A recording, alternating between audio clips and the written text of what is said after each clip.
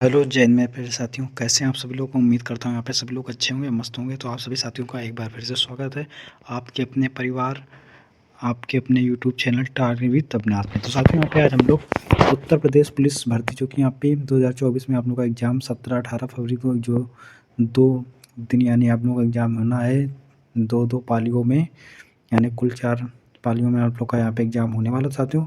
उसके लिए यहाँ पे साथियों उत्तर प्रदेश जीके के लिए यहाँ पे बहुत ही इम्पोर्टेंट यहाँ पे आप लोगों की क्लास होने वाली साथियों। तो आप लोग इस वीडियो को पूरा देखें, बिना स्किप किए हुए, और लास्ट तक जरूर देखें, क्योंकि आप लोगों को यहाँ से 3 से 4 नंबर यहाँ पे आप लोग यहाँ पे क्लियर होने वाले हैं। तो सभी साथियों यहाँ पे आप लोग इस वीडियो को पूरा बहुत ही ध्यान से पूर्वक देखना है। आप लोग यहाँ से पक्का 2 से 4 क्वेश्चन यहाँ पे आप लोगों को मिलने वाले हैं। तो साथियों चलिए यहाँ पे शुरू करते हैं। यहाँ पे देख लेते हैं यूपी स्पेशल में साथियों यहाँ पे। तो सबसे पहले यहाँ पे फर्स्ट क्वेश्चन यहाँ पे देख लेते हैं, उत्तर प्रदेश राज्य का यहाँ पे जो गठन हुआ था आपका।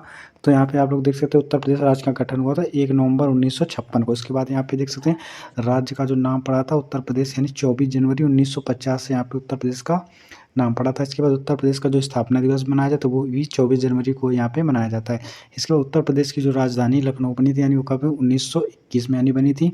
और उत्तर प्रदेश का अगर यहाँ पे राजकीय चिन्ह की बात करें तो उत्तर प्रदेश का राजकीय चिन्ह जो होता है एक व्रत के भीतर यानी 2 मछली और एक अगर तीर धनुष दिख जाए तो यहाँ पे उत्तर प्रदेश का राजकीय चिन्ह होता है। और राजकीय चिन्ह अगर बात करें यहाँ पे कब स्वीकृत किया गया तो 1938 में यहाँ पे स्वीकृत किया गया है। उत्तर प्रदेश की राजकीय भाषा क्या है तो साथ ही उत्तर प्रदेश की राजकीय भाषा यानी कि हिंदी व उर्दू यहाँ पे दोनों ही उत्तर प्रदेश की राजकीय भाषा मानी जाती है। इसके बाद उत्तराखंड जो कि उत्तर प्रदेश से काट कर यानी एक राज्य बनाया गया, तो वो कब बनाया गया था यानी कि 9 नवंबर सन 2000 में यानी पे उत्तराखंड राज्य का यहाँ पे गठन होता है। इसके बाद उत्तर प्रदेश में विधान परिषद की स्थापना कब हुई थी तो साथ ही उत्तर प्रदेश में विधान परिषद की स्थापना 1921 में यहाँ पे होती है। उत्तर प्रदेश का राजकीय वृक्ष क्या है तो उत्तर प्रदेश का राजकीय वृक्ष यहाँ पे अशोक है। और इसके बाद उत्तर प्रदेश का राजकीय पक्षी क्या है तो उत्तर प्रदेश का राजकीय पक्षी यहाँ पे सारस है, क्रोच है। और उत्तर प्रदेश का राजकीय पशु क्या है तो उत्तर प्रदेश का राजकीय पशु यहाँ पे बारहसिंगा है। इसके बाद यहाँ पे अगला यहाँ पे देख लेते हैं उत्तर प्रदेश का राजकीय पुष्प क्या है तो साथियों आप लोग पता है उत्तर प्रदेश का राजकीय पुष्प जो होता है यहाँ पे क्या होता है, पलाश है। और इसके बाद उत्तर प्रदेश का राजकीय खेल क्या है तो राजकीय खेल यहाँ पे हॉकी है। इसके बाद नगर निगम वाले नगर 17वां एवं नगर निगम अप्रैल 2018 के शाहजहाँपुर बना। उत्तर प्रदेश में मंडलों की संख्या, तो आप लोग यहाँ पे याद रखना उत्तर प्रदेश के मंडलों की संख्या कितनी है तो यहाँ पे मंडलों की संख्या कितनी है, 18। अगर ये मैं बात करें उत्तर प्रदेश में कितने जिलों को काटकर उत्तराखंड राज्य का गठन हुआ तो यहाँ पे आपको याद रखना 13 जिलों को काटकर यहाँ पे उत्तराखंड राज्य का गठन किया गया। 1947 से उत्तर प्रदेश की राजकीय भाषा यानी क्या है, हिंदी। अगर पूछे हिंदी आपकी राजकीय भाषा कब से है तो आप लोगों को जवाब होगा 1947 से। इसके बाद 1989 से उर्दू को द्वितीय राजभाषा के रूप में यानी यहाँ पे घोषित किया गया था। आप लोग पता है कि 1989 से यानी कि उर्दू को द्वितीय राजकीय भाषा के रूप में यहाँ पे घोषित किया गया था। इसके बाद एनसीआर में सम्मिलित उत्तर प्रदेश के जिले कौन कौन से हैं जो एनसीआर में सम्मिलित है यानी कि नेशनल कैपिटल रीजन में। तो यहाँ पे देख सकते हैं 8 ऐसे शहर हैं, मेरठ है, गाजियाबाद है, गौतम बुद्ध नगर है और बागपत है, हापुड़ है, बुलंदशहर है, मुजफ्फरनगर व शामली। यहाँ पे ये 8 ऐसे राज्य जो कि एनसीआर में यहाँ पे शामिल है। इसके बाद उत्तर प्रदेश का राज्य विधानसभा का प्रथम गठन कब हुआ था तो उत्तर प्रदेश के राज्य विधानसभा गठन 1937 में यानी कि जुलाई में हुआ था। उत्तर प्रदेश में विधानसभा में सदस्यों की संख्या कितनी है तो 404 सदस्यों की संख्या यानी कि 403 और प्लस 1 एंग्लो इंडियन। इसके बाद देख सकते हैं कि उत्तर प्रदेश में सर्वाधिक विधानसभा सीटों वाला जिला कौन है। अगर सबसे पूछे सबसे ज़्यादा आप लोग के उत्तर प्रदेश में जो विधानसभा की सीटों वाला जिला है वो यहाँ पे आप लोग का देख सकते हैं यहाँ पे कौन है, प्रयागराज है। इसके बाद उत्तर प्रदेश में सबसे कम विधानसभा वाले ज़िले कौन से हैं तो महोबा है, चित्रकूट है, श्रावस्ती है। दो सीटें यहाँ पे 2 सीटें हैं। तो यहाँ पे बहुत ही छोटे ज़िले, यहाँ पे बहुत ही कम, इस वजह से यहाँ पे 2 सीटें हैं। इसके बाद उत्तर प्रदेश में विधान परिषद की सीटों की संख्या कितनी है तो आप लोग यहाँ पे जानते हैं उत्तर प्रदेश में विधानसभा की सीटों की संख्या कितनी है, यहाँ पे 10 है। इसके बाद उत्तर प्रदेश में लोकसभा की सीटों की संख्या कितनी है तो लोकसभा की सीटों की संख्या यहाँ पे कितनी है, 80 है। लोकसभा की कुल 80 सीटें हैं। इसके बाद आप लोग देख सकते हैं राज्यसभा की सीटों की संख्या कितनी है, यहाँ पे 31 है राज्यसभा की सीटें। उत्तर प्रदेश में लोकसभा में SC/ST के लिए आरक्षित सीट कितनी है, 17 ऑब्लिक यहाँ पे 0। इसके बाद अगर यहीं पर उत्तर प्रदेश में विधानसभा में SC और ST के लिए आरक्षित सीट जो अगर बात करते हैं यहाँ पे तो 84 ऑब्लिक यहाँ पे 2 देख सकते हैं। SC के लिए यानी 84, ST के लिए यहाँ पे 2। इसके बाद उत्तर प्रदेश में कुल राष्ट्रपति शासन ने कितनी बार लग चुका तो अब तक यहाँ पे उत्तर प्रदेश में याद रखना है 10 बार यहाँ पे राष्ट्रपति शासन यहाँ पे लग चुका है, यानी कुल कितनी बार लगा है, 10 बार लगा। इसके बाद यहाँ पे से उत्तर प्रदेश में कुल जिला पंचायतें कितनी है तो यहाँ पे कुल जिला पंचायतें जिले या जिला पंचायतें हैं तो बोले यहाँ पे 75 है। उत्तर प्रदेश में उच्च न्यायालय की स्थापना कब हुई थी 1866 में, तो उत्तर प्रदेश में कुल जिलों की संख्या कितनी है तो 75 है। उत्तर प्रदेश में उच्च न्यायालय में स्वीकृत न्यायाधीशों की संख्या यहाँ पे कितनी है, तो 160 है स्वीकृत न्यायाधीश। इसके बाद साथ में यहाँ पे देख सकते हैं देख उत्तर प्रदेश में 73वें संविधान संशोधन के अनुसार पंचायतों में महिलाओं का यानी कि आरक्षण यहाँ पे कितना है, तो आप लोगों को बताना है उत्तर प्रदेश में महिलाओं का आरक्षण। तो यहाँ पे आरक्षण देख सकते हैं कुल सीट का यानी कि 1/3 यानी 33% आरक्षण यानी महिलाओं के लिए। इसके बाद भारत के उत्तर मध्य में अव्यवस्थित उत्तर प्रदेश की एक सीमांत राज्य है। इसकी पूर्व से पश्चिम की लंबाई 650 किलोमीटर, उत्तर से दक्षिण की लंबाई 240 किलोमीटर। इसके बाद आप लोग याद रखना है सबसे मोस्ट इंपॉर्टेंट क्वेश्चन है आपकी उत्तर प्रदेश कांस्टेबल यानी परीक्षा की दृष्टि से यहाँ पे आप लोग देख सकते हैं कि उत्तर प्रदेश राज्य का क्षेत्रफल कितना है, तो 24,09,028 वर्ग किलोमीटर है। आप लोग कह सकते हैं 2,40,928 वर्ग किलोमीटर यहाँ पे आप लोग का उत्तर प्रदेश का राज्य का क्षेत्रफल। इसके बाद उत्तर प्रदेश का क्षेत्रफल के संदर्भ में भारत में स्थान कौन सा है, तो आप लोग याद रखना क्षेत्रफल के हिसाब से यहाँ पे क्यों भारत यानी कि उत्तर प्रदेश का स्थान है भारत में यहाँ पे चौथा है। और प्रथम यहाँ पे कौन सा है, राजस्थान का, फिर मध्य प्रदेश का, फिर महाराष्ट्र यानी कि फिर इसके बाद यहाँ पे उत्तर प्रदेश का यहाँ पे स्थान आता है। उत्तर प्रदेश का क्षेत्रफल यानी कितना है, क्षेत्रफल यानी प्रतिशत में अगर बात करें 7.33% यहाँ पे उत्तर प्रदेश का क्षेत्रफल। इसके उत्तर प्रदेश राज्य के क्षेत्रफल के आधार पर शीर्ष जिले कितने हैं, तो शीर्ष जिले यहाँ पे देख सकते क्षेत्रफल के आधार पर यहाँ पे लखीमपुर है, खीरी, सोनभद्र है, हरदोई है, सीतापुर। इसके बाद उत्तर प्रदेश राज्य का सबसे पूर्वी और पश्चिम जिला कौन है, यहाँ पे पूर्वी जिला की बात करें यहाँ पे पूर्वी यानी बलिया है और सबसे पश्चिमी जिला यहाँ पे शामली है।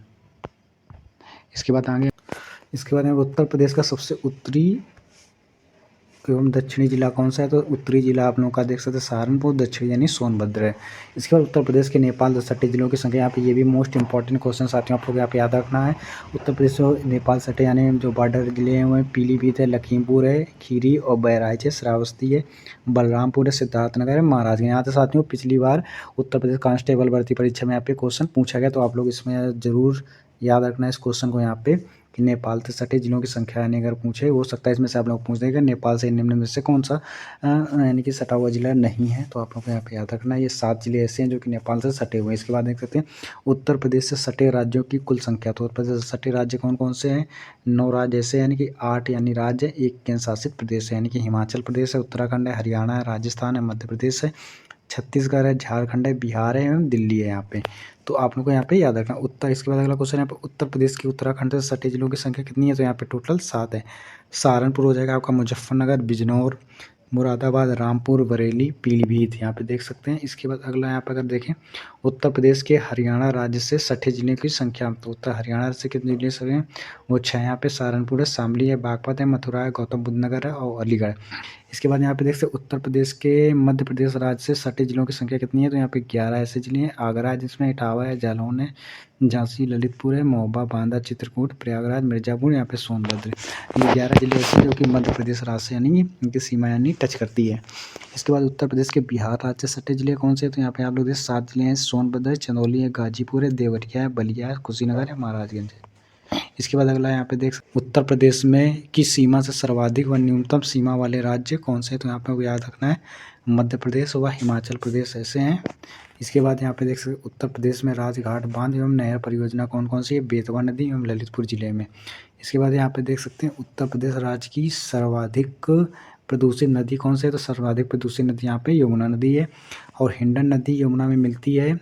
ये भी आप लोग याद रखना है कहाँ पे मिलती है, नोएडा के पास यहाँ पे। और उत्तर प्रदेश में चंबल नदी का प्रवेश होता है कहाँ से होता है, तो यहाँ पे आगरा में होता है। तो साथ में आप लोग को ये याद रखना है मोस्ट इंपॉर्टेंट यहाँ पे है क्वेश्चन। यहाँ पे जहाँ आप लोग जो भी करवा जाए यहाँ पे सबसे मोस्ट इंपॉर्टेंट क्वेश्चन है आप लोग के यूपी पुलिस कांस्टेबल जो कि 60,244 यहाँ पे वैकेंसी चल रही है। आप लोग का जो एग्जाम होना है 17-18 फरवरी यहाँ पे, इनसे आप लोग को क्वेश्चन यहाँ पे 100% यहाँ पे देखने को मिलने। तो आप लोग यहाँ पे इस वीडियो को पूरा बहुत ही ध्यान से देखना और सारे क्वेश्चन आप लोग यहाँ पे क्लियर हो जाएंगे यूपी स्पेशल जीके से साथियों। तो चलिए साथियों यहाँ पे अगला यहाँ पे देख लेते हैं और महत्वपूर्ण यहाँ पे क्वेश्चन।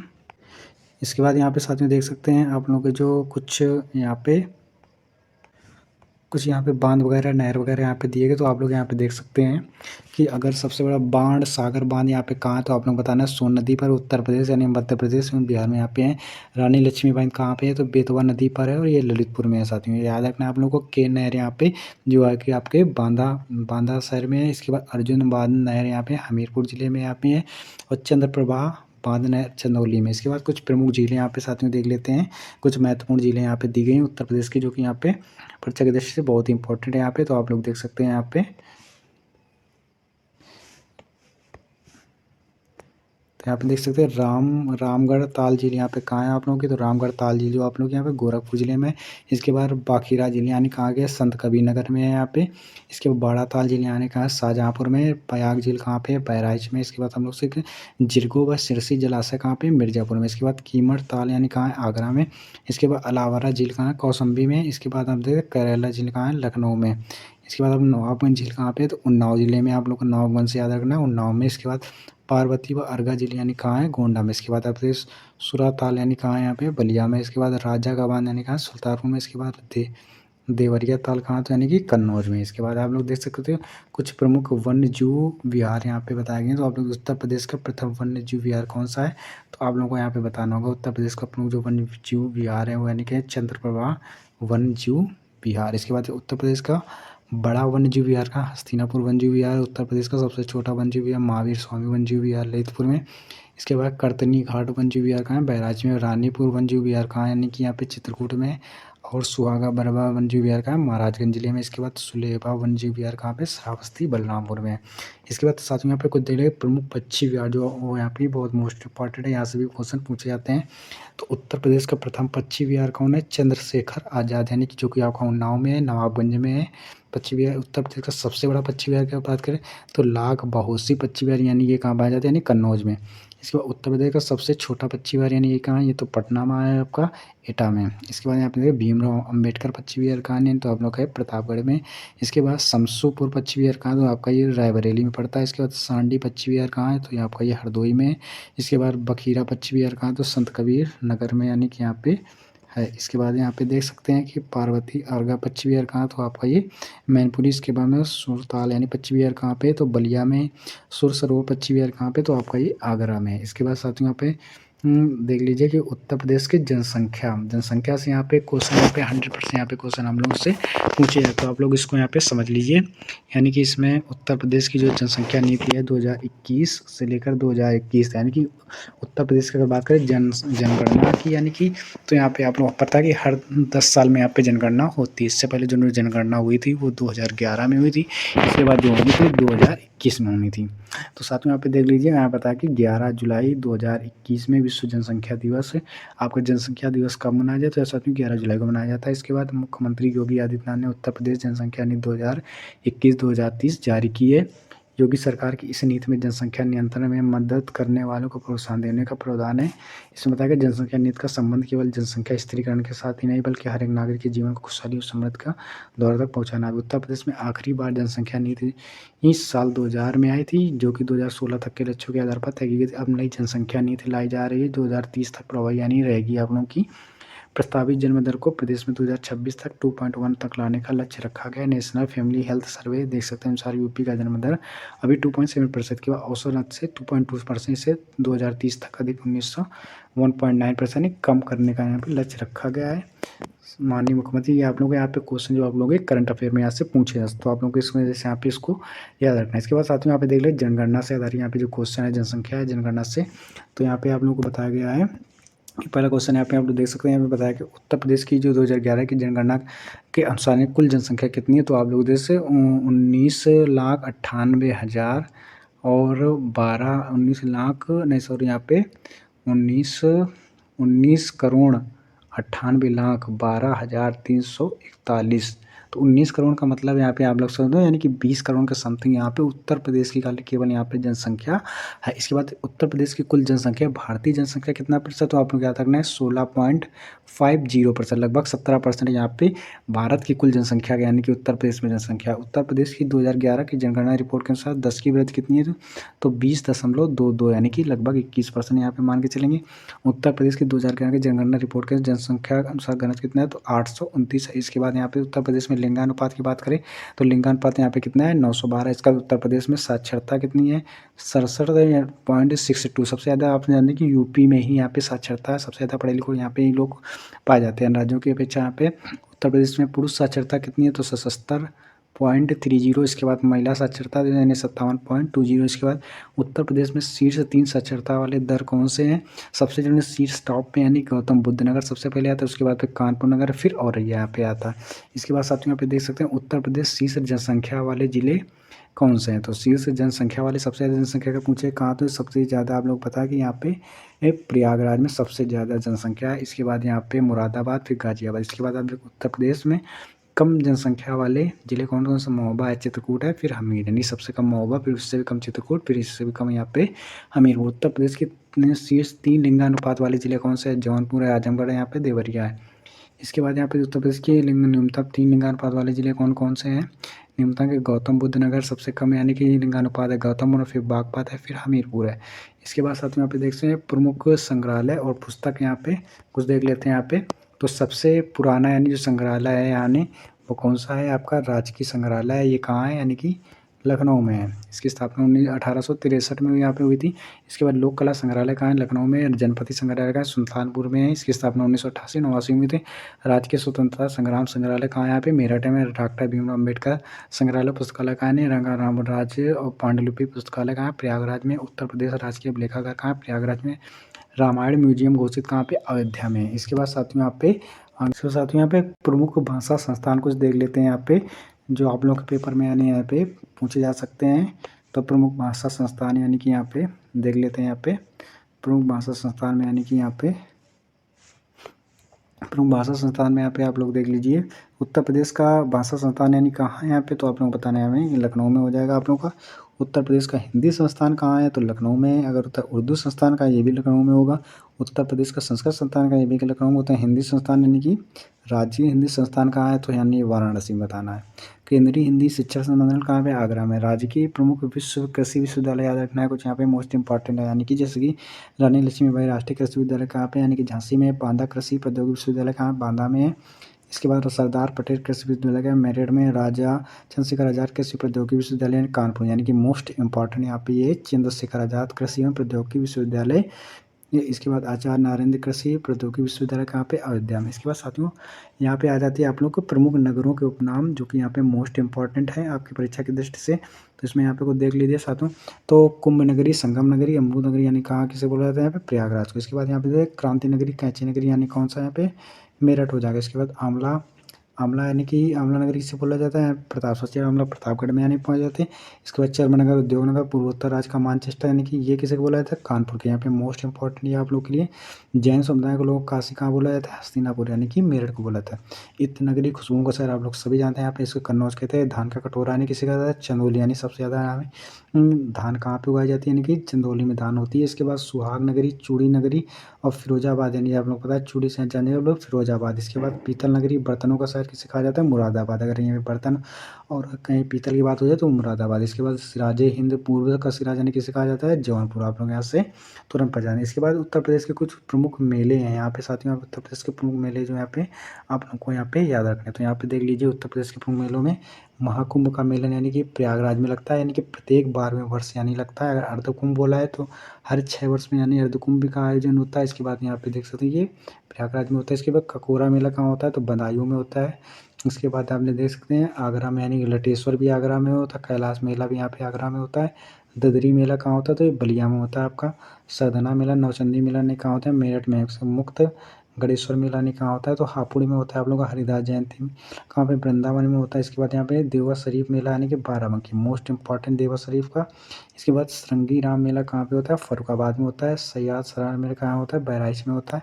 फागुन मेला कहाँ पे लगता है? तो रामपुर में लगता है। इसके बाद आप लोगों को नैमी सारणम मेला कहाँ लगता है? तो यानी कि सीतापुर में। ये साथियों पिछली बार क्वेश्चन यानी यहाँ से पूछा गया था, तो आप लोग को याद रखना है। इस बार भी हो सकता है ऐसे क्वेश्चन आने के पूरे चांस है। कलिंजर का मेला कहाँ लगता है? तो आप लोग कलिंजर का मेला बांदा में लगता है। इसके बाद एक कजरी मेला कहाँ लगता है? तो कजरी मेला मोस्ट इंपॉर्टेंट साथियों यहाँ पे कलिंजर कजरी। कलिंजर कहाँ पे लगता है? तो बांदा में। कजरी मेला कहाँ लगता है? महोबा। जैसे देवी पाटन मेला कहाँ लगता है? तो बलरामपुर में। इसके बाद सोरो मेला कहाँ लगता है? तो यहाँ पे कासगंज में लगता है। इसके बाद साथियों यहाँ पे देख सकते हैं आप लोग के प्रमुख मेले यहाँ पे यहीं पे समाप्त होते हैं। इसके बाद यहाँ पे कुछ और यहाँ पे देख लीजिए जो यहाँ पे बच्चे हुए हैं वो भी यहाँ पे देख लेते हैं। इसके बाद यहाँ पे रह गए जो ये देख लीजिए। प्रदेश में सबसे अधिक व कम मेले कहाँ लगते हैं? तो सबसे कम लगते हैं मथुरा में, यानी सबसे अधिक लगेंगे साथियों आप लोगों के मथुरा में। इसके बाद सबसे कम मेले लगते हैं आपको पीलीभीत में। इसके बाद नककटिया मेला यानी कि दशहरा के अवसर पर बनता है चेतगंज यानी बनारस में। इसके बाद साकुबरी देवी मेला कहाँ लगता है? तो सहारनपुर में लगता है। गोविंद शाह मेला कहाँ? मेडका नगर में। खिचड़ी मेला कहाँ लगता है? तो गोरखपुर में लगता है। इसके बाद साथियों यहाँ पे आप लोग देख सकते हैं कुछ परिवहन व्यवस्था से यहाँ पे संबंधित यहाँ पे क्वेश्चन। तो यहाँ पे देख सकते हैं आप लोग परिवहन से संबंधित यहाँ पे क्वेश्चन आप लोग के उत्तर प्रदेश से स्पेशल जीके में यहाँ से यहाँ पे पूछ दिए जाते हैं। चलिए साथियों यहाँ पे कवर करते हैं यहाँ पे परिवहन व्यवस्था से संबंधित जो भी यहाँ पे क्वेश्चन है। तो इसके बाद साथियों यहाँ पे देख सकते हैं, इसके बाद साथियों मर्यादा पुरुषोत्तम श्री राम अंतर्राष्ट्रीय हवाई अड्डा साथियों यहाँ पे कहाँ था, कहाँ पर है, अयोध्या में है। इसके बाद देखते हैं उत्तर प्रदेश राज्य का प्रथम एक्सप्रेस यानी ग्रेटर नोएडा व नोएडा के बीच में उत्तर प्रदेश का राज्य मार्ग प्राधिकरण की स्थापना की गई यहाँ पे 2004 में। उत्तर प्रदेश से गुजरने वाला सबसे लंबा राष्ट्रीय मार्ग NH2 है। उत्तर प्रदेश राज्य सड़क परिवहन निगम की स्थापना कब हुई? तो साथियों 1972 में हुई। जेवर अंतर्राष्ट्रीय हवाई अड्डा यानी कि परिवहन व्यवस्था जो है मैंने कहा कि नोएडा में। इसके बाद देखते हैं कुशीनगर अंतर्राष्ट्रीय हवाई अड्डा कहाँ पे है? कुशीनगर में। इसके बाद लाल बहादुर शास्त्री बाबतपुर हवाई अड्डा कहाँ है? वाराणसी में। चौधरी चरण सिंह मौसी अंतर्राष्ट्रीय हवाई अड्डा कहाँ पे? तो ऐसा नहीं आपका लखनऊ में है। इसके बाद चकेरिया हवाई अड्डा, तो आप लोग जानते हैं चकेरिया हवाई अड्डा यहाँ पे कानपुर में। बमरौली हवाई अड्डा कहाँ है? तो साथियों यहाँ पे प्रयागराज में। पंडित दीनदयाल यानी मोस्ट इंपॉर्टेंट है साथियों कहाँ पे? तो आप लोगों का आगरा में है। पंडित अम्बेडकर हवाई अड्डा कहाँ है? तो साथियों आपका मेरठ में पड़ता है। इसके बाद पलाई हवाई अड्डा कहाँ है? लखीमपुर खीरी में। कसिया हवाई अड्डा कहाँ पड़ता है? तो साथियों तो आप लोग का ये पड़ता है कुशीनगर में। तो साथियों इसके बाद यहाँ पे देख सकते हैं फुर्सतगंज हवाई अड्डा आप लोग कहाँ है? तो फुर्सतगंज हवाई अड्डा आप लोग का पड़ता है यहाँ पे रायबरेली में। उसके बाद यहाँ पे देख सकते हैं नेशनल पैराशूट ट्रेनिंग सेंटर कहाँ है? तो आगरा में। इंदिरा गांधी राष्ट्रीय उद्यान अकादमी कहाँ है? रायबरेली में। नागरिक उड्डयन प्रशिक्षण कॉलेज कहाँ है? तो बमरौली प्रयागराज में। देश का सबसे लंबा आंतरिक जलमार्ग यानी हल्दिया से प्रयागराज जो कि माना जाता है। इसके बाद रेलवे का क्षेत्रीय प्रशिक्षण संस्थान कहाँ है? यानी कि गाजीपुर में। इसके बाद साथियों यहाँ पे देख सकते कुछ प्रमुख जनजातियाँ यहाँ पे। तो प्रमुख जनजातियों की अगर बात करें यहाँ पे तो देख सकते हैं उत्तर प्रदेश में 2003 में पहले ST श्रेणी में सूचीबद्ध जो जाति थी कौन कौन सी थी? तो 2003 से पहले ST में सूचीबद्ध थारू व बक्सा यानी कि जो जनजातियाँ थी उनको माना जाता था ST में। इसके बाद उत्तर प्रदेश में 2003 से ST श्रेणी में सूचीबद्ध की गई जातियों की संख्या इस समय कितनी है? 2003 से तो कितनी है? 10 है यहाँ पे। इसके बाद खरवार जो खैराव प्रमुख जनजाति है कहाँ पाई जाती है? चंदौली में, सोनभद्र में, वाराणसी में। इसके बाद जो होती है कि यहाँ पे गाजीपुर और बलिया व देवरिया में इतनी यानी कि खरवार और खैरवार। परहिया यानी कहाँ पाई जाती है? तो आप यहाँ पे सोनभद्र में। इसके बाद यहाँ पे सहरिया कहाँ पाई जाती है? तो ललितपुर में। इसके बाद बैगा अगरिया पथारी यानी कहाँ पाई जाती है? सोनभद्र में। आपका यहाँ पे चेरो जनजाति कहाँ पाई जाती है? सोनभद्र व चंदौली में। इसके बाद भुइयाँ व भुनिया यानी कि सोनभद्र में आपको पाई जाती है। दीपावली को शोक के रूप में मनाते हैं यहाँ पे कौन से लोग मनाते हैं? थारू जनजाति के लोग यहाँ पे दीपावली को शोक के रूप में मनाते हैं। बुक्सा व बोक्सा जनजाति कहाँ है? बिजनौर में निवास करती है। कर्मा नृत्य कहाँ में? यानी खरवारों का यानी ये नृत्य होता है जो खरवारों जनजाति होती है। इसके प्रदेश में सूचीबद्ध जनजातियों की संख्या कितनी है? यहाँ पे 12 है। तो साथियों यहाँ पे हम लोगों ने कवर किए उत्तर प्रदेश के स्पेशल जीके। साथियों यूपी स्पेशल जीके सारे क्वेश्चन यहाँ पे मोस्ट इंपॉर्टेंट क्वेश्चन यहाँ पे आज हम लोग ने देखे हैं। तो साथियों आप लोग अगर इतने क्वेश्चन को आप देख लेते हो आप लोगों को यहाँ से एक भी क्वेश्चन यहाँ पे बाहर जाने वाला नहीं है यूपी कांस्टेबल भर्ती में। साथियों तो आप लोग यहाँ से सारे क्वेश्चन आप लोग यहाँ से रट लीजिए, अच्छे से तैयार कर लीजिए। साथियों आपको यहीं पे सारे क्वेश्चन यहाँ पे क्लियर हो जाएंगे। आप लोग अगर इस वीडियो को 2 से 3 बार यहाँ पे देख लेते हैं, 2 बार 3 बार, तो आप लोगों को यहाँ पे सारे क्वेश्चन यहाँ पे क्लियर हो जाएंगे। तो साथियों अगर आप लोगों को वीडियो अच्छी लगी, हेल्पफुल लगी तो वीडियो को लाइक शेयर करना बिल्कुल ना। जो लोग चैनल से पहली बार जुड़े वो लोग चैनल को सब्सक्राइब कर ले। तो साथियों मिलते हैं नेक्स्ट वीडियो में नए टॉपिक के साथ में। जय हिंद साथियों।